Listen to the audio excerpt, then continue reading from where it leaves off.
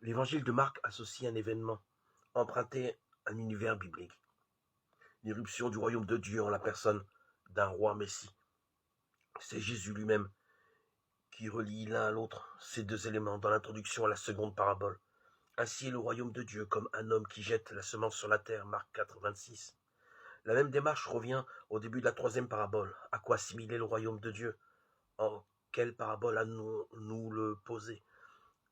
Comme une graine de moutarde, quand elle est semée en terre, Marc 4, 30. Raconter le processus de germination pour nourrir l'espérance messianique est un procédé assez courant dans la théologie royale d'Israël.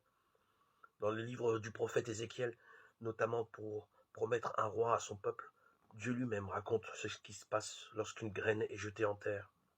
Voici, je plante moi-même sur une montagne haute, surélevée d'Israël, un rameau tendre. Il portera des rameaux, produira du fruit, deviendra un cèdre magnifique. Toutes sortes d'oiseaux y demeureront.